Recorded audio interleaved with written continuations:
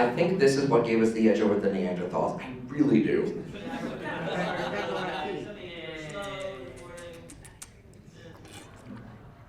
I want to discover the person who first discovered the effects of caffeine.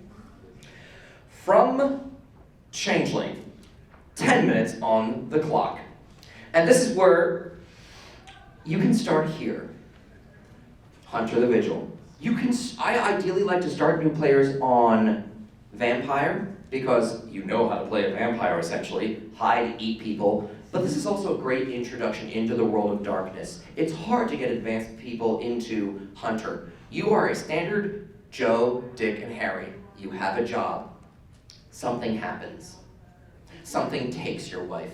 Something steps through, something feels just wrong. You run into some infrastructure of the God machine. We'll talk about that in just a little bit. You get your friends together with a couple of shotguns and some illegal stuff. You form a little cell. A cell is just two brothers in an Impala and someone who may or may not be from the supernal realm. We're not exactly sure. Or it may be a citywide compact, or it might be a worldwide conspiracy. Your power level is up to you, but you are always outgunned and outmanned.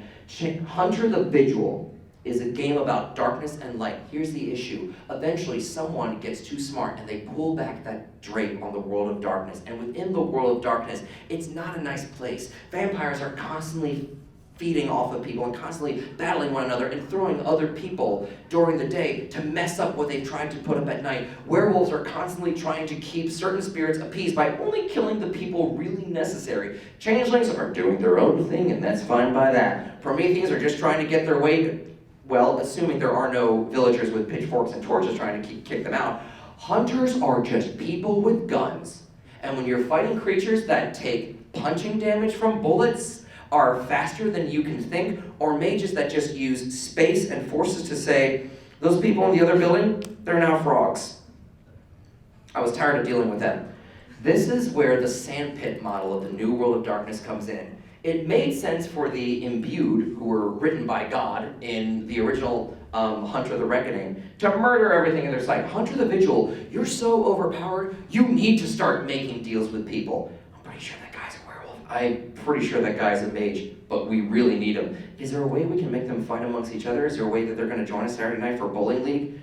Let's see if we can burn the building down. This is a game where fire is your only friend in a world where most things are really bad against fire. Fire does aggravated damage to both Prometheans and werewolves and a whole lot of other things. Fire might scare away certain changelings. Your only option is to band together and pray that you make it through the night. It's a Sisyphusian effort. Someone always steps away from the bonfire and asks, what was that scratch? What was that laugh? What was that weird noise?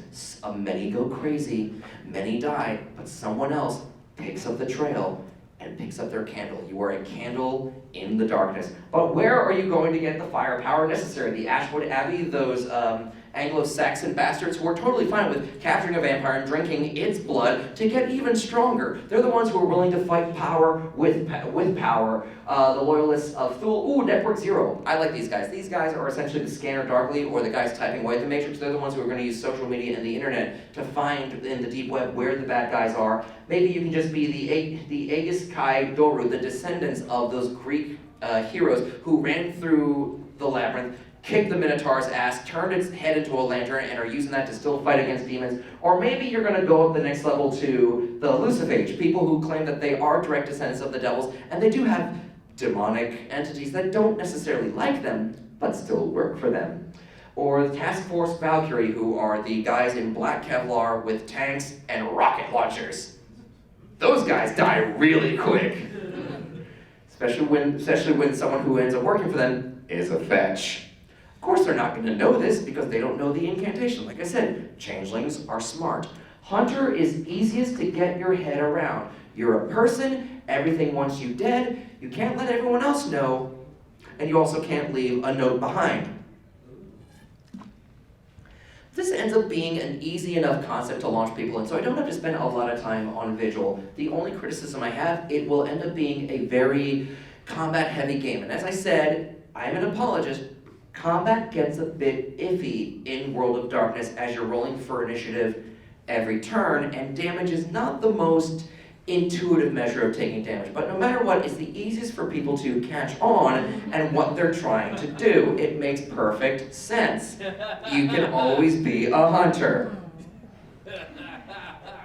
And really, I knew that I wouldn't need 10 minutes on the clock for this one because it's Hunter. We love it for returning to the basics. We love Hunter because, like I said, it's a believable power set in an almost believable world, but you are alone when the lights go out. It also gave us the best standalone book in the New World of Darkness called Slasher.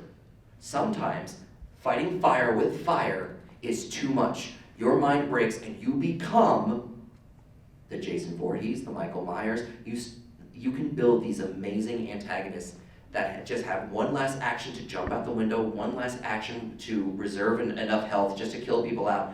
You have insane mechanics that make you Tony Curtis's nightmare. Is it Tony Curtis or Jamie Lee Curtis? Both Curtises should run and be afraid of you. And Calvin and Hobbes, because why not?